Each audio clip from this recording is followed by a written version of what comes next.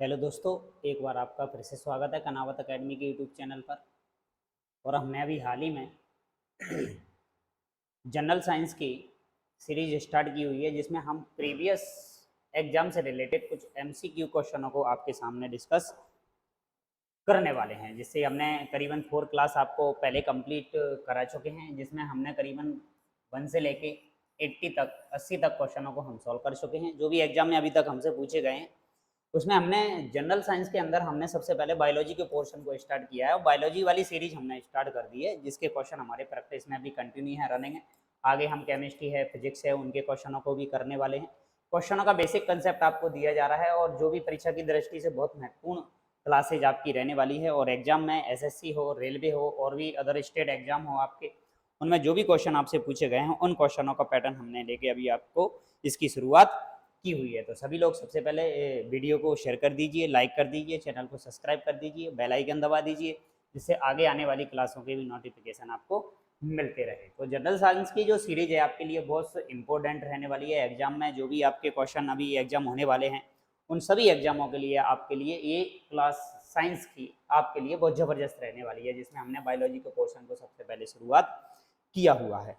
तो सभी लोग अपने बढ़िया से अच्छे से क्वेश्चनों को प्रैक्टिस करें, अपने क्वेश्चनों के क्या दें आंसर देते रहें। हमें कमेंट बॉक्स में भी कमेंट करते रहें कि क्या क्वेश्चन है हमारा, उसका आंसर भी आप हमें देते रहे। जैसे कि सबसे पहले हम बात करते हैं, पहला ही क्वेश्चन हमें 81 दे रखा है। बाकी की क्लासें हमारी पहले कंप्लीट कर चुके हैं।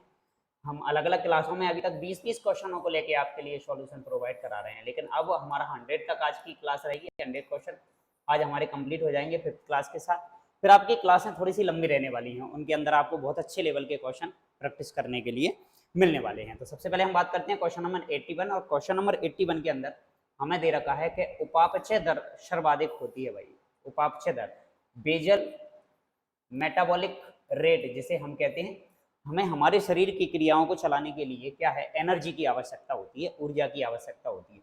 ऐसी बीएमआर, वही बीएमआर है हमारे शरीर के अंदर जो भी अभिक्रियाएं हो रही हैं, जो भी क्रियाएं चल रही हैं, चाहे कोई सा भी अंग अपना काम कर रहा हो, कोशिकाएं हमारी काम कर रही हैं, ऊतक हमारे काम कर रहे हैं, सारे अंग हमारे काम कर रहे हैं, तो उन अंगों को काम करने के लिए कम से कम ऊर्जा चाहिए ही चाहिए। उसी को हम क्या बोल रहे हैं भाई, उपापचय दर कह रहे हैं। ऐसा हमसे पूछा गया है कि जी उपापचय दर जो हमें दे रखी है, वो उपापचय दर किसमें सबसे ज्यादा होती है, यानी बीएमआर सबसे ज्यादा किसके अंदर होता है। जिसके लिए हमें ऑप्शन में दे रखा है चूहा है, मनुष्य है, हाथी है और बंदर है। इनके अंदर हमें सबसे बताना है कि बीएमआर या उपापचय दर सबसे ज्यादा किसके अंदर होती है। तो आंसर हमारा हो जाएगा कि बीएमआर जो है ना, वो चूहे के अंदर सबसे ज्यादा देखने को हमें मिलती है। जब बीएमआर जिसकी जितनी ज्यादा अधिक होने वाली है, इसका मतलब वो एटीपी जो है, एटीपी उससे उतनी ही ज्यादा ऊर्जा लेने वाला है। मतलब ऊर्जा का खर्चा उसके अंदर क्या होने वाला है, ज्यादा होने वाला है। और हमारी बॉडी के अंदर,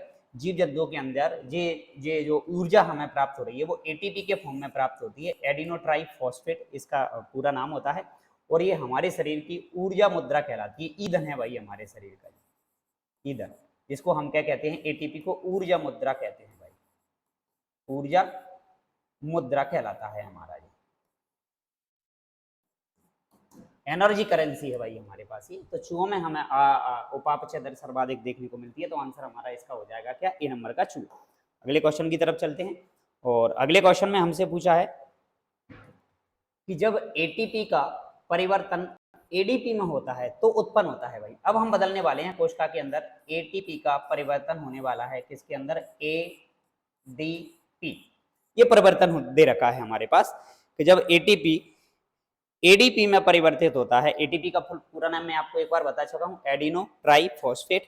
और एडीपी जो दे रखा है उसका नाम है एडिनोसिन डाइफॉस्फेट, एडिनोसिन डाइफॉस्फेट। और इसका नाम है एडिनोसिन ट्राइफॉस्फेट। आपको जो याद रखना है, एडिनोसिन ट्राइफॉस्फेट क्या है, एटीपी, जिसे हम क्या कह रहे हैं भाई, एनर्जी करेंसी, यानी बोले तो ऊर्जा मुद्रा। आपको याद रखना है इसका नाम, ऊर्जा मुद्रा हमारे शरीर की क्या है भाई, एटीपी मुद्रा। ये हमारे शरीर की कहलाती है। क्वेश्चन में हमसे पूछा गया है कि जैसे ही एटीपी का परिवर्तन एडीपी में होता है तो उत्पन्न होता है। भाई क्या उत्पन्न होने वाला है, तो भाई इसी को तो कहेंगे, एटीपी से ही तो हमें क्या मिलने वाली है, ऊर्जा मिलने वाली है। और जैसे ही एटीपी से एडीपी में परिवर्तन होता है इसका, तो हमारे शरीर को क्या मिलती है भाई, ऊर्जा मिलती है। और इसी ऊर्जा से हमारे शरीर का जो भी काम है वो सारा काम होने वाला है। शरीर के लिए जितनी भी ऊर्जा हमें मिलने वाली है इसी एटीपी से मिलने वाली है जब इसका एडीपी में परिवर्तन होता है। मतलब जब एटीपी टूटेगा एडीपी में तो हमारे शरीर को क्या मिलने वाली है, ऊर्जा मिलने वाली है। और इस एटीपी का जो फॉर्मेशन है ना वो हमारे पास श्वसन के फलस्वरूप होता है, श्वसन की क्रिया के फलस्वरूप होता है इस एटीपी का निर्माण। जैसे ही ग्लूकोज का हम ऑक्सीकरण करते हैं उसके फलस्वरूप ग्लूकोज से हमें क्या मिलती है, ऊर्जा। तो उसके लिए हमें क्या चाहिए भाई, एटीपी। इसके फलस्वरूप हमारे शरीर में होता है। तो भाई ये क्वेश्चन था कि एटीपी का परिवर्तन एडीपी में होता है तो उत्पन्न होता है भाई क्या हार्मोन है, विद्युत है, एंजाइम है? नहीं। तो क्या उत्पन्न होती है भाई, ऊर्जा उत्पन्न होती है। तो क्वेश्चन नंबर 82 का आंसर हो जाएगा हमारा क्या, बी वाला। क्लियर। आगे बढ़ते हैं अगले क्वेश्चन की तरफ। और क्वेश्चन नंबर 83 में उपापचय जिसको हम बोल रहे हैं मेटाबॉलिज्म, जस्ट अभी हमने चर्चा की परिणाम स्वरूप ऊर्जा किस रूप में तुरंत रखी जाती है। मतलब जैसे ही बेजल मेटाबॉलिक रेट जिसको हमने नाम दिया है बीएमआर जिसको हम बोल रहे हैं, तो शरीर के लिए आवश्यक ऊर्जा की जो प्राप्ति है ना वो हमें कैसे होने वाली है, एटीपी से होने वाली है। तो इस एटीपी से हम ऊर्जा लेने वाले हैं। तो जैसे ही उपापचय के परिणाम स्वरूप ऊर्जा किस रूप में तुरंत रखी जाती है, तो भाई हमने याद कर रखा है कि भाई ऊर्जा हमारे शरीर में एटीपी के रूप में रहती है। जीव जंतुओं के शरीर में जो एनर्जी मिलती है ना वो हमें किस फॉर्म में मिलने वाली है भाई, एटीपी के फॉर्म में मिलने वाली है। और एटीपी से ही हमें, जैसे मान लो अब श्वसन की क्रिया फलस्वरूप होती है, श्वसन की क्रिया के फलस्वरूप देखो होता क्या है, थोड़ी सी चर्चा करते हैं। श्वसन जब होता है हमारे शरीर के अंदर तो श्वसन के फलस्वरूप क्या होने वाला है, देखो एक श्वसन तो हो रहा है हमारा ऑक्सीजन की उपस्थिति में और एक हो रहा है हमारा ऑक्सीजन की अनुपस्थिति में। तो श्वसन की क्रिया के फलस्वरूप हमारा जो ग्लूकोज होता है ना वो ग्लूकोज टूटता है। ग्लूकोज क्या होता है भाई, टूटता है। और ग्लूकोज से ही हमें क्या मिलती है भाई, एनर्जी। ग्लूकोज के टूटने के फलस्वरूप इसके अंदर हमें मिल जाते हैं का एटीपी की प्राप्ति होती है जिसे हम ग्लाइकोलाइसिस कहते हैं। ठीक है, तो आगे देखने को हमें मिलेगी अब क्रिया क्या है हमारे पास। तो हमसे तो सिर्फ ऊर्जा का पूछा गया किस रूप में हमें ऊर्जा प्राप्त होती है, तो हमारा आंसर हो जाएगा कि एटीपी के फॉर्म में हमें ऊर्जा प्राप्त होती है। क्लियर। अगला क्वेश्चन है 84 के शरीर के लिए एंजाइम बहुत आवश्यक है। क्यों भाई, हमारे शरीर के लिए बहुत सारे एंजाइम हमें आवश्यक होते हैं। इन एंजाइमों का हमारे शरीर में क्या काम है भाई, क्यों हमें हमारे शरीर के लिए एंजाइम आवश्यक होते हैं। तो भाई एंजाइम जो है ना वो हमारी बहुत सारी अभिक्रियाओं में एक उत्प्रेरक का काम करते हैं भाई। एंजाइम क्या करने वाले हैं भाई, एक उत्प्रेरक का काम करते हैं। उत्प्रेरक मतलब वो है कि ये एंजाइम जब हमारे शरीर के अंदर कोई भी रासायनिक अभिक्रिया हो रही है या जैव रासायनिक अभिक्रिया हमारे शरीर के अंदर जो हो रही है उन जैव रासायनिक अभिक्रियाओं की गति को या बढ़ा भी सकते हैं और घटा भी सकते हैं। क्यों, ये एंजाइम। तो ये उत्प्रेरक का काम करते हैं। जैसे कि मान लो हमारे शरीर के अंदर कार्बोहाइड्रेट का पाचन होना है, वसा का होने वाला है, प्रोटीन का होने वाला है, जिससे हमें क्या मिलने वाली है, ऊर्जा मिलने वाली है। इन सारी क्रियाओं पर कंट्रोल कहीं ना कहीं किसका रहने वाला है भाई, एंजाइम का रहने वाला है। तो जैव रासायनिक अभिक्रियाएं जो शरीर के अंदर हो रही हैं उनमें उत्प्रेरक के रूप में कौन काम करने वाले हैं भाई, हमारे शरीर के अंदर ये एंजाइम काम करने वाले हैं। तो ऑप्शन देखते हैं क्या है कि शरीर का रचनात्मक भाग है, नहीं। ऊर्जा प्रदान करते हैं, नहीं। ऊर्जा तो हमें वसा है, कार्बोहाइड्रेट है, प्रोटीन से मिलने वाली है। जैव रासायनिक क्रियाओं में उत्प्रेरक का काम करते हैं, कैटालिस्ट। यस, बिल्कुल सही जवाब है, कैटालिस्ट का काम करते हैं। और तंत्रिका क्रियाओं का नियंत्रण एवं नियमन करते हैं, नहीं भाई। इसका तंत्रिका क्रियाओं पर नियंत्रण तो हमारे भाई मेरुरज्जु है और मस्तिष्क है, इनका नियंत्रण रहता है, इसका कोई नियंत्रण नहीं होता है। तो हमारा आंसर हो जाएगा इसका क्या, सी। आगे बढ़ते हैं अगले क्वेश्चन की तरफ। अगले क्वेश्चन में हमसे पूछा है कि ग्लूकोज के जल तथा CO2 के पूर्ण अपघटन में एटीपी अणु उत्पन्न होते हैं भाई। जैसे ही ग्लूकोज का अपघटन होता है हमारे शरीर के अंदर तो हमें कितने एटीपी अणु का निर्माण होता है कि भाई देखो भाई ग्लूकोज जो है हमारा C6H12O6 भाई, ये ग्लूकोज है हमारा। और ये ग्लूकोज जैसे ही टूटता है किसके अंदर, जल और CO2 के अंदर, कार्बन डाइऑक्साइड, और साथ में हमें मिलती है क्या, ऊर्जा भाई। बहुत ज्यादा मात्रा में ऊर्जा प्राप्त होती है। और ये जो ऊर्जा मिलती है ना वो हमें प्राप्त होती है काय के द्वारा, एटीपी के फॉर्म में हमें ऊर्जा प्राप्त होती है। तो ये मान लो हमारी श्वसन की क्रिया है भाई, ये श्वसन हो रहा है भाई हमारा। श्वसन के फलस्वरूप हमने बोला इस श्वसन के फलस्वरूप हमें एनर्जी मिलने वाली है। तो हमें कितनी ऊर्जा मिलती है ये बात हमें याद रखना है। और ये हमारा ऑक्सीजन की उपस्थिति में होने वाला, उपस्थिति के अंदर होने वाला श्वसन है मान लो हमारा ये। तो इस ऑक्सीजन की उपस्थिति में हमें 38 एटीपी की फायदा होता है। 38 एटीपी के रूप में हमें ऊर्जा प्राप्त होती है। ठीक है, तो भाई क्वेश्चन में ऑप्शन दे रखा है 11 है, 12 है, 36 है, 38 है भाई। तो याद रखना हमारा आंसर हो जाएगा कितना, 38 एटीपी हमें क्या होते हैं, प्राप्त होते हैं। तो डी ऑप्शन हमारा इसका 85 क्वेश्चन का हो जाएगा। आगे बढ़ते हैं अगले क्वेश्चन में बोला है कि प्रोटीन की इकाई है भाई, प्रोटीन है भाई, देखो एनर्जी सोर्स है जी हमारे पास, हमें इनसे ऊर्जा प्राप्त होने वाली है, और ऊर्जा देने वाले जो ईंधन है ना हमारे शरीर के अंदर, वो एक तो है हमारे पास क्या भाई, कार्बोहाइड्रेट, कार्बोहाइड्रेट, दूसरा है हमारे पास क्या, वसा, इससे भी हमें ऊर्जा मिलने वाली है, और तीसरा है भाई हमारे पास क्या, प्रोटीन, प्रोटीन से भी हमें एनर्जी मिलने वाली है। प्रोटीन की सोर्स की बात करें तो जैसे कि दालें हैं हमारे पास, मशरूम है उससे भी प्रोटीन प्राप्त होता है, सोयाबीन है, दूध और दूध से बने हुए जितने भी प्रोडक्ट हैं हमें उससे भी क्या प्रोटीन प्राप्त होने वाला है।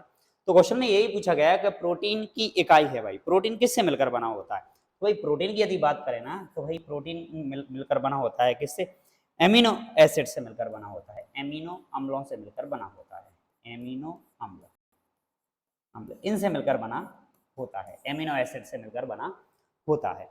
और ये प्रोटीन जब टूटता है तो ये अमीनो एसिड में ही टूट जाता है और इसी के फॉर्म में इसका क्या होता है, निर्माण। तो इसकी यूनिट कह देते हैं भाई, इसकी इकाई यानी किससे मिलकर बना हुआ है भाई, एमिनो एसिड से मिलकर बना हुआ है। तो आंसर हो जाएगा 86 का हमारा क्या, शी बात।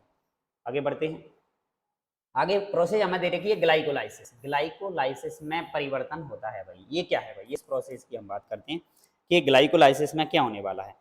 तो ग्लाइकोलाइसिस में क्या होता है, हमारा जो ग्लूकोज बना हुआ है जिसको हम बोले हैं C6H12, सूत्र याद रखना है भाई सभी लोगों को, ग्लूकोज। तो ग्लूकोज जब हमारा टूटता है तो ग्लूकोज हमारा टूटेगा पायरुविक अम्ल में, किसमें टूटने वाला है, पायरुविक अम्ल में,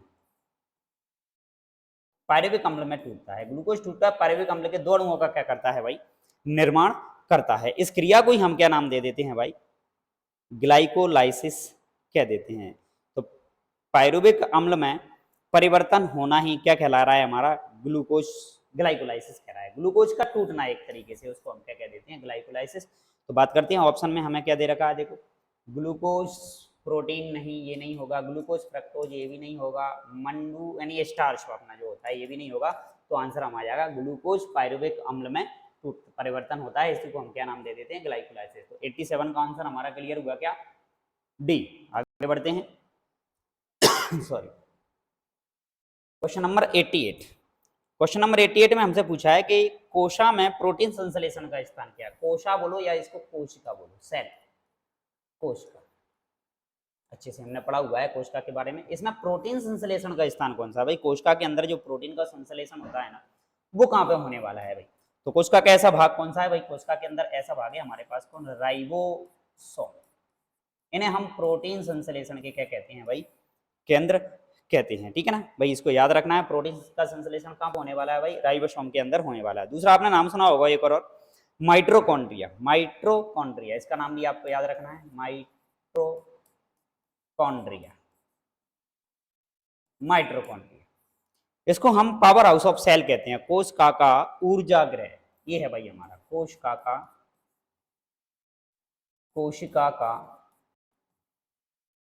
ऊर्जा गृह कहलाता है भाई हमारा। और ऊर्जा गृह इसी के अंदर एटीपी का फॉर्मेशन होता है भाई, एटीपी के फलस्वरूप हमें क्या मिलती है भाई, एनर्जी मिलती है कोशिका के अंदर, तो इसी को हम कह देते हैं। और यहीं पर एटीपी का परिवर्तन, एटीपी का परिवर्तन काय में होता है, एडीपी में, जिसके फलस्वरूप हमें क्या मिलती है भाई, एनर्जी इससे मिलती है, श्वसन की क्रिया के फलस्वरूप बात करते हैं अपन इसकी, ठीक है। तो आंसर था भाई हमारा कोशिका में प्रोटीन संश्लेषण का स्थान क्या है, तो भाई आंसर हो जाएगा हमारा क्या, सी, राइबोसोम प्रोटीन संश्लेषण का स्थान कहलाते हैं। क्लियर।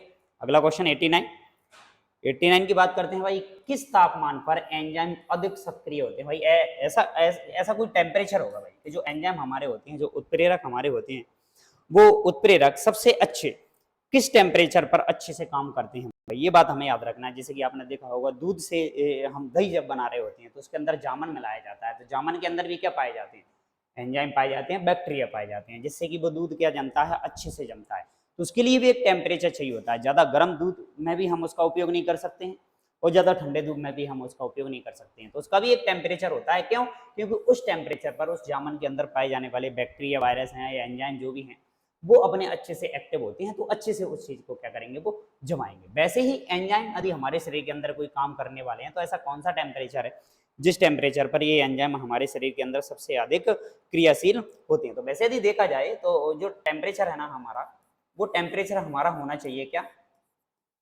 30 डिग्री सेंटीग्रेड से 40 डिग्री सेंटीग्रेड के बीच में होना चाहिए हमारा, उस टेम्परेचर पर ये एंजाइम हमारा सबसे अच्छे एक्टिव या जिसको हम कहेंगे क्या होते हैं वो क्रियाशील, या अपन कहें कि 35 ±5 डिग्री सेंटीग्रेड इतना टेम्परेचर हमारी बॉडी का रहना चाहिए, उस पर हमारे जो एंजाइम होते हैं वो सबसे अच्छे क्रियाशील होती हैं। तो भाई ऑप्शन की बात की जाए कि ऐसा ऑप्शन कौन सा दे रखा है, तो ऐसा ऑप्शन हमने दे रखा है 40 डिग्री सेंटीग्रेड, 30 से 40 डिग्री सेंटीग्रेड की भी दिया। तो 35 प्लस है तो हमारा 40 डिग्री सेंटीग्रेड क्या हो जाएगा आंसर। इस टेम्परेचर पर हमारे जो एंजाइम है वो एंजाइम अच्छे से क्रियाशील और अच्छे से वर्क करते हैं। तो क्वेश्चन 89 का आंसर हो जाएगा हमारा क्या, बी वाला। अगला क्वेश्चन आता है 90, जिसमें हमसे पूछा है कि शरीर में अत्यधिक ऊर्जा संचय, शरीर में अधिकतम ऊर्जा संचय, ऊर्जा संचय मतलब ऊर्जा का स्टोर कहाँ पे, किस पदार्थ के रूप में होता है। हमारी बॉडी के अंदर जो ऊर्जा का निर्माण हो रहा है उस ऊर्जा का संचय स्टोर किस रूप में हमारे शरीर में होता है भाई। क्या विटामिन के रूप में होता है, क्या प्रोटीन के रूप में होता है, क्या ग्लाइकोजन के रूप में होता है, या फिर वसा के रूप में होता है, ये हमसे पूछा गया है भाई। तो हमारे शरीर के अंदर यदि हम बात करें सबसे अधिक ऊर्जा हमें संचित होती है किसके रूप में, वसा के रूप में। जो फैट है हमारी वसा, इस वसा के रूप में सबसे अधिक ऊर्जा हमारे शरीर के अंदर स्टोर होती है। वसा मतलब बोले तो या तो तेल है या घी, उनसे भी हमें वसा प्राप्त होने वाली है। तेल और घी से हमें क्या मिलने वाली है, फैट यानी वसा मिलने वाला है, फैट। ये है हमारा वो पदार्थ। अब हम बात करें कि जैसे कि मान लो हमें दे रखा है कि 1 ग्राम जो वसा है, जो फैट है, उससे हमें कितनी ऊर्जा मिलने वाली है। तो ये बात हमें याद रखना है, 1 ग्राम से हमें मिलने वाली है 9.1 कैलोरी ऊर्जा भाई। ऊर्जा का मात्रक है कैलोरी, तो इतनी ऊर्जा हमें इससे मिलती है 1 ग्राम से। 1 ग्राम वसा हमें इतनी ऊर्जा देती है। वैसे ही हम प्रोटीन की बात करें कि 1 ग्राम प्रोटीन से हमें कितना प्राप्त होने वाला है, 1 ग्राम प्रोटीन, 1 ग्राम प्रोटीन हमें देने वाला है कितना, 4.2 कैलोरी ऊर्जा देने वाला है। तो सबसे ज्यादा ऊर्जा जो हमें प्राप्त होती है ना वो किससे मिलती है, वसा से मिलती है। क्लियर। तो हमारा आंसर इसमें हो जाएगा क्या, वसा। डी आंसर हमारा इसका क्या हो जाएगा, क्लियर। आगे बढ़ते हैं अगले क्वेश्चन पर। अगले क्वेश्चन में 91 में हमें दे रखा है क्या, कि भूखा व्यक्ति जो है ना शरीर के किस भंडार का सबसे ज्यादा उपयोग करता है। भूखा जो व्यक्ति है, मान लो किसी व्यक्ति ने अभी कुछ दिनों से खाना नहीं खाया है या जिसने उपवास रखा हुआ है, तो व्यक्ति सबसे पहले किस चीज का उपयोग करेगा। तो भाई वैसे बात की जाए ना, देखो हमारे शरीर का जो ऊर्जा सोर्स है ना वो है कौन, सबसे पहले तो है हमारा क्या, कार्बोहाइड्रेट, इससे भी हमें ऊर्जा मिलती है। दूसरा है फिर हमारा क्या, वसा, ठीक है। फिर तीसरा है हमारे पास क्या, प्रोटीन। ये 3 पदार्थ हमारे पास होंगे भाई। यदि मान लो कोई व्यक्ति भूखा है, उसने भी भोजन नहीं किया, तो उसको कार्बोहाइड्रेट नहीं मिल रहा है, लेकिन उसने कार्बोहाइड्रेट ग्लूकोज के रूप में, ग्लूकोज को किसी दूसरे रूप में बदल के उसने स्टोर कर रखा है, और उस स्टोर किए हुए ग्लूकोज से वो क्या प्राप्त करने वाला है भाई, ऊर्जा प्राप्त करने वाला है। तो इस ग्लूकोज को वो ग्लाइकोजन के फॉर्म में, ग्लाइकोजन, मनुष्य जो है ना शरीर में, मनुष्य व्यक्ति जीव जंतु जो है ना वो इस ग्लूकोज को ग्लाइकोजन के फॉर्म में क्या कर लेते हैं भाई, संचित कर लेते हैं। जब इसकी शरीर को आवश्यकता पड़ती है फिर इसी ग्लाइकोजन का वापस से काय में परिवर्तन होना शुरू हो जाता है, ग्लूकोज में परिवर्तन होना शुरू हो जाता है। तो याद रखना है हमें कि भूखा व्यक्ति शरीर के किस भंडार का सबसे पहले उपयोग करेगा भाई, तो सबसे पहले भंडार का उपयोग होने वाला है कौन से का, ग्लाइकोजन का। दूसरे नंबर पे हम बात करें तो पहले नंबर पे तो हमारा हो गया ग्लाइकोजन, दूसरे नंबर पे हमारा होने वाला है किसका, वसा का, और तीसरे नंबर पे होने वाला है प्रोटीन का। यानी मतलब व्यक्ति और कई दिनों से, कई महीनों से यदि भूखा है तो उसकी बॉडी की जो कोशिकाएं जो होती है ना वो उसी के अंदर पाई जाने वाली प्रोटीन का, यानी उन्हीं की कोशिकाओं को क्या करने लगती हैं, खाने लगती हैं। तो भाई सबसे लास्ट में हम उपयोग करते हैं किसका, प्रोटीन का। तो आंसर हो जाएगा हमारा क्या, ग्लाइकोजन, ठीक है। अगला क्वेश्चन, अगला क्वेश्चन 92 है हमारा कि जलीय अपघटन, जलीय अपघटन, जलीय अपघटन जिसको हम कहते हैं हाइड्रोलाइसिस, हाइड्रोलाइसिस, लाइसिस मतलब होता है भाई तोड़ना। देखो शब्द का मतलब याद रखना है, लाइसिस मतलब तोड़ना, जहां भी कहीं हमें मिलेगा लाइसिस शब्द का मतलब अपघटन या तोड़ना। लाइसिस में ऊर्जा मुक्त होती है, ऊर्जा मुक्त होती है भाई। जलीय अपघटन में ऊर्जा मुक्त होती है भाई, किस रूप में, ये हमें याद रखना है। जैसे हाइड्रोलाइसिस जब हो रहा है इसमें जलीय अपघटन में ऊर्जा किस रूप में मुक्त होगी भाई, तो सीधी सीधी सी बात है, हाइड्रोलाइसिस कहीं पे भी हो रहा है जल का, जब भी हम अपघटन कर रहे हैं तो भाई वहां पे ऊष्मा जो उत्पन्न होने वाली है वो ऊष्मा ऊर्जा के रूप में उत्पन्न होने वाली है। इस रूप में हमें ऊर्जा मिलने वाली है, वहां से ऊर्जा जो मिलेगी ना वो हमें किसके रूप में मिलने वाली है भाई, ऊष्मा के रूप में मिलने वाली है, ठीक है। तो आंसर हमारा 92 का हो जाएगा क्या, ऊष्मा के रूप में। क्लियर, आगे बढ़ते हैं अगले क्वेश्चन की तरफ। अगले क्वेश्चन में हमें दे रखा है 93 के कार्बनिक यौगिकों के विखंडन से ऊर्जा उत्पादन के लिए होता है। कार्बनिक यौगिकों के विखंडन से ऊर्जा उत्पादन के लिए होता है। भाई ऐसा क्या काम है कि जो हमारे पास कार्बनिक यौगिक दे रखे हैं उन से ऊर्जा उत्पादन के लिए उपयोग हम इनका कर रहे हैं। जैसे कि मान लो हम देखें उपापचय दे रखा है, अपचयन दे रखा है, अपचय दे रखा है, नरभक्षता हमें दे रखा है इसके अंदर। तो भाई इन कार्बनिक यौगिकों के विखंडन से, जैसे कार्बनिक यौगिक हमारे शरीर के अंदर बहुत सारे कार्बनिक पदार्थ हैं, वो जो यौगिक हैं हमारे पास कार्बनिक यौगिक, कार्बनिक यौगिक, इनका विखंडन होगा मतलब ये क्या होंगे भाई, टूटेंगे। इनका विखंडन होगा मतलब ये टूटेंगे, और इनके टूटने से क्या प्राप्त होने वाली है भाई, हमारी बॉडी को ऊर्जा मिलने वाली है। जितने भी कार्बनिक यौगिक हम भोजन के रूप में ग्रहण कर रहे हैं, सब्जियों के रूप में ले रहे हैं, गेहूं के रूप में ले रहे हैं, रोटियों के रूप में, मतलब बोले बात करें चावल के रूप में भी हम कार्बोहाइड्रेट का उपयोग कर रहे हैं, तो ये सभी हमारे इसके अंदर पाए जाने वाले कार्बनिक यौगिक है। जैसे कि मान लो ग्लूकोज भी है हमारा कार्बनिक यौगिक, कार्बोहाइड्रेट है, वसा है, प्रोटीन है, ये सब हमारे जटिल कार्बनिक यौगिक कहलाते हैं। और इन जटिल कार्बनिक यौगिकों को सरल कार्बनिक पदार्थों के अंदर क्या किया जाता है, विघटित किया जाता है। इस क्रिया को हम कह देते हैं। और ये देखो कार्बनिक यौगिकों के विखंडन से ऊर्जा उत्पादन के लिए होता है। तो ऊर्जा उत्पादन करने के लिए हम क्या मेटाबॉलिज्म करेंगे, नहीं। एनाबॉलिज्म करेंगे, नहीं।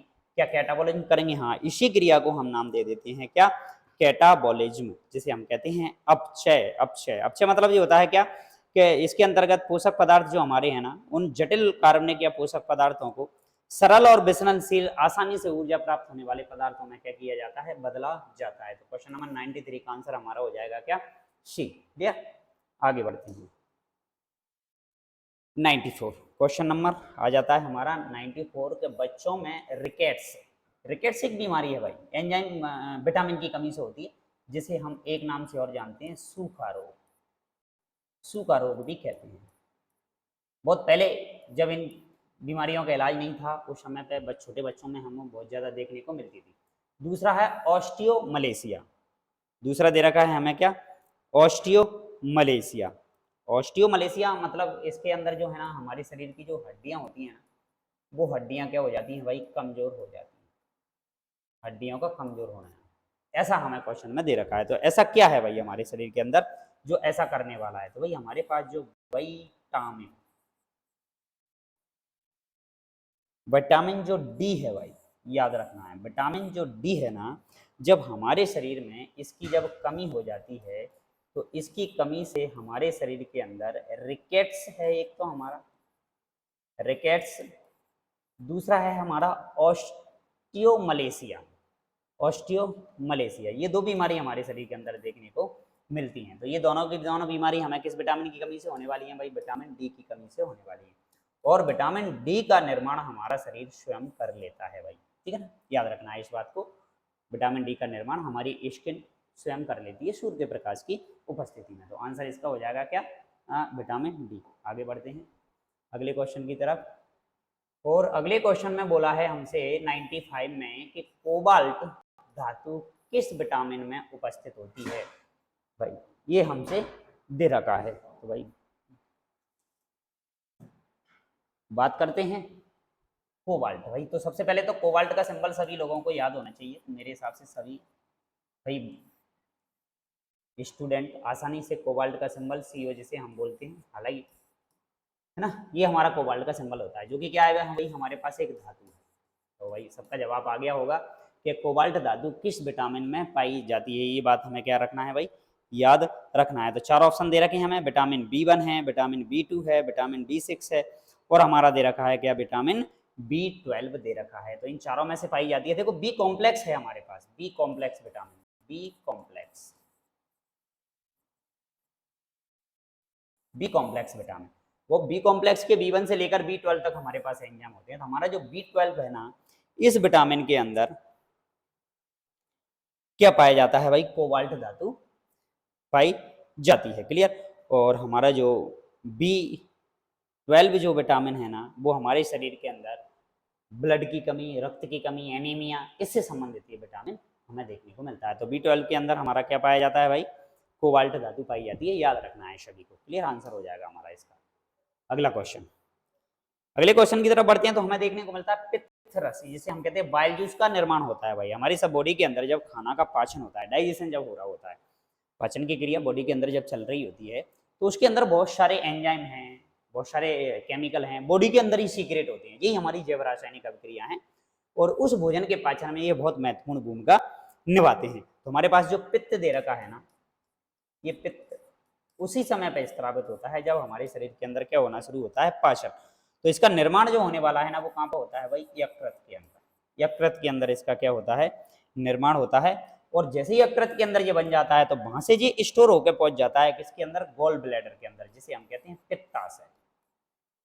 पित्ताशय, पित्ताशय के अंदर क्या कर दिया जाता है, ये पहुंचा दिया जाता है। तो हमसे सिर्फ निर्माण होने वाली बात पूछी है कि बाइल जूस का जो निर्माण है, पित्त रस का जो निर्माण होने वाला है, वो काय के अंदर होने वाला है। तो आंसर हो जाएगा हमारा क्या, यकृत के अंदर इसका निर्माण होता है। क्लियर। क्वेश्चन नंबर 97 और 97 है हमारा, जिसमें हमसे पूछा है कि विटामिन सी है भाई, विटामिन सी क्या है भाई, जवाब दीजिए सभी लोग।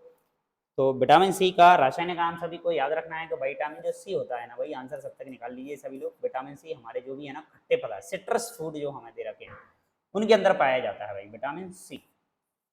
खट्टे पदार्थों के अंदर, खट्टे फल, खट्टे पदार्थ, खट्टे पदार्थ या खट्टे फल। फलों की बात करें तो फलों में हमारे पास जैसे नींबू है, संतरा है, मौसम्बी है, ठीक है, और आंवला है, उनके अंदर भी विटामिन सी की मात्रा अच्छे से पाई जाती है। और इसका नाम होता है एस्कॉर्बिक एसिड भाई, याद रखना है सभी को। विटामिन सी को हम एस्कॉर्बिक एसिड के नाम से जानते हैं। तो विटामिन सी क्या है भाई, हमारा एस्कॉर्बिक एसिड, जो कि हमें खट्टे पदार्थों के अंदर या फलों के अंदर देखने को मिलता है। तो 97 का आंसर भाई क्या हो जाएगा, सभी लोग कमेंट करें। बी ऑप्शन हमारा एस्कॉर्बिक एसिड। क्लियर। आगे बढ़ते हैं। आगे क्वेश्चन है हमारा 98, विटामिन ए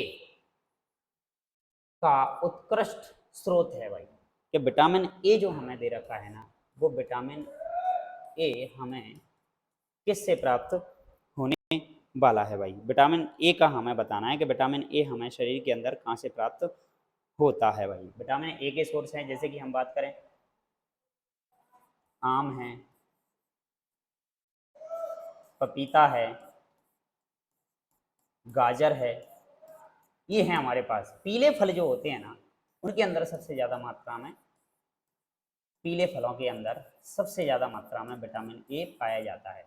और विटामिन ए जो है ना, वो हमारी आंखों से संबंधित बीमारियों के लिए क्या होता है, अति आवश्यक होता है। आंखों से संबंधित जो भी बीमारी हमें देखने को मिलती है ना, उनके लिए बहुत ज़्यादा मात्रा में हमें पाया जाता है। क्लियर। तो विटामिन ए का उत्कृष्ट स्रोत क्या है भाई हमारे पास, देखो, सेब है, शहद है, खट्टे फल हैं, नहीं खट्टे फलों में तो विटामिन सी मिलेगा, शहद में फ्रक्टोज मिलेगा, एप्पल है, इसमें आयरन मिलेगा। तो गाजर हमारा इसका सबसे अच्छा आंसर हो जाएगा। ऐसा एक नारा हमारा चलता है कि आम पपीता गाजर खाओ, अंधेपन को दूर भगाओ। जैसे कि हमें एक बीमारी दे रखी है रथौंधी, रथौंधी, ये है नाइट ब्लाइंडनेस, जिसमें हमें रात को क्लियर दिखाई नहीं देता है। तो 98 का आंसर हमारा क्या हो जाएगा भाई, गाजर। अगला क्वेश्चन है, कार्बोहाइड्रेट का पाचन होता है भाई।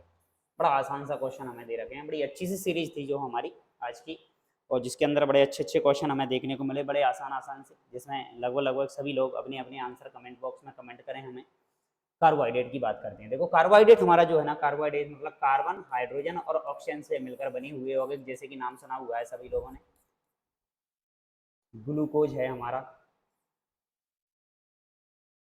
ग्लूकोज है, फ्रक्टोज है, और भी हैं, फ्रक्टोज हैं, ये सब हमारे कॉमन कार्बोहाइड्रेट हैं, जिनसे हमारे शरीर के लिए बहुत ज़्यादा मात्रा में क्या मिलती है भाई, एनर्जी। बॉडी सबसे पहले इन्हीं चीज़ों से क्या लेती है भाई, एनर्जी, और फास्ट एनर्जी लेती है। इसलिए सबसे ज़्यादा हम जो भोजन ग्रहण करते हैं, वो हम उन्हीं पदार्थों का भोजन ग्रहण करते हैं जिनमें कार्बोहाइड्रेट की मात्रा क्या पाई जाती है, सबसे ज़्यादा पाई जाती है। तो भाई हमसे क्वेश्चन में पूछा, कार्बोहाइड्रेट का पाचन होता है क्या, इरेप्सिन द्वारा, स्टियोप्सिन द्वारा, पेप्सिन द्वारा, एमाइलेज द्वारा। ये एंजाइम हमें दे रखे हैं भाई।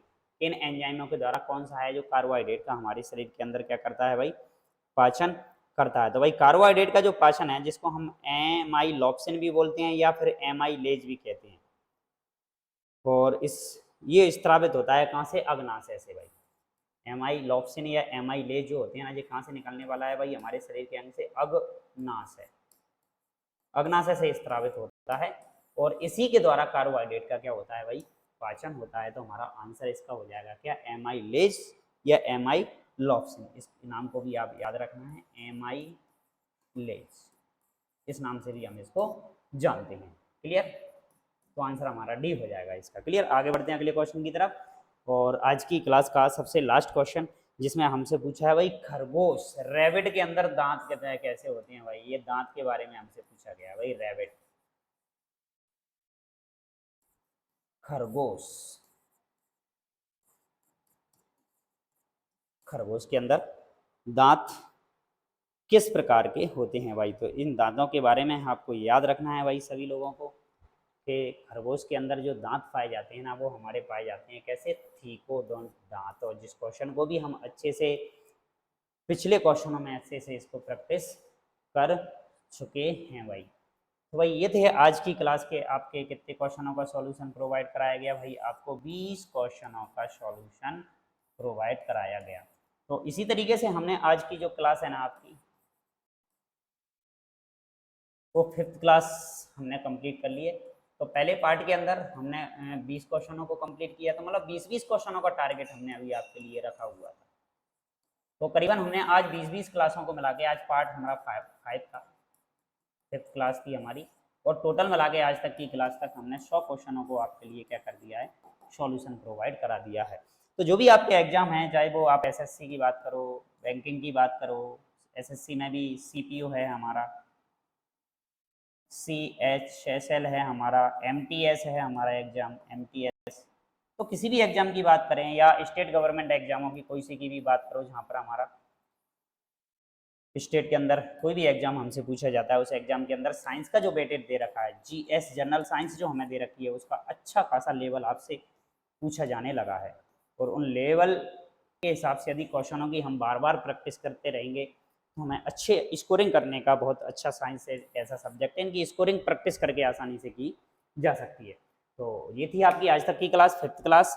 और आगे हमारी जो क्लास रहेगी वो आगे के क्वेश्चन, तो अगली क्लास जो रहेगी ना, वो हमारी एक लंबी क्लास रहेगी जिसके अंदर हम आपको 50 क्वेश्चन एक ही क्लास के अंदर सॉल्व कराने वाले हैं भाई। 50 क्वेश्चनों का पूरा मैटर आपके सामने रहेगा, 50 क्वेश्चनों का सॉल्यूशन आपको दिया जाएगा और बड़े अच्छे लेवल के क्वेश्चन आपको उसमें देखने के मिलेंगे। तो सभी लोग आप सबसे पहले वीडियो को लाइक कर दीजिए, चैनल को सब्सक्राइब कर दीजिए, बेल आइकन दबा दीजिए, जिससे कि आपको आगे आने वाली जो 50 क्वेश्चनों की जो ज़बरदस्त क्लास आपकी रहने वाली है, तो वो आप लोगों सभी लोगों तक पहुंच सके। तो आप किसी भी पैटर्न के अकॉर्डिंग आप तैयारी कर रहे हैं, जो भी नोट्स हैं आपके, बड़ी अच्छे खासे क्वेश्चनों को क्या कीजिए प्रैक्टिस। और कहीं भी यदि और भी यदि आपको साइंस से रिलेटेड, आपको बायोलॉजी हो या केमिस्ट्री हो या फिजिक्स हो, हमारी ये कॉम्पिटेटिव एग्जाम से रिलेटेड कहीं पर भी क्वेश्चन में कहीं यदि कोई डाउट लगता है, बिल्कुल आप हमें कमेंट कीजिए, कमेंट में आपको इसका सॉल्यूशन प्रोवाइड कराया जाएगा। बिल्कुल फ्री क्लासेज आपकी अभी यूट्यूब पर चल रही हैं, कनावत अकेडमी, जहाँ पर आप इन क्लासों का अपना प्रॉफिट उठाइए, अपने फ्रेंड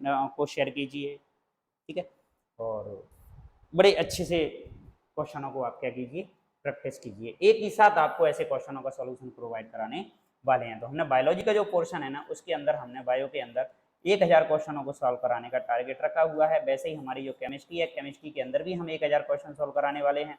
और हमारा जो फिजिक्स है, उसके अंदर भी हम आपको 1000 क्वेश्चनों का सॉल्यूशन प्रोवाइड कराने वाले हैं। मतलब 3000 क्वेश्चन आपको बहुत ही फास्ट सॉल्यूशन दिया जाने वाला है। तो आपको अभी क्लासें कुछ एक दिन के गैप में आपको मिल रही हैं, उन क्लासों को आप अच्छे से रीड कीजिए, स्टडी कीजिए। और सभी को जो भी एग्ज़ाम होने वाले हैं उसके लिए बेस्ट ऑफ लक, अच्छा सा स्कोरिंग हो सभी लोगों का, और सभी लोग अच्छे अच्छे एग्जामों में क्वालिफाई हों। तो मिलते हैं आपसे अगली क्लास में, तब तक के लिए बहुत बहुत धन्यवाद।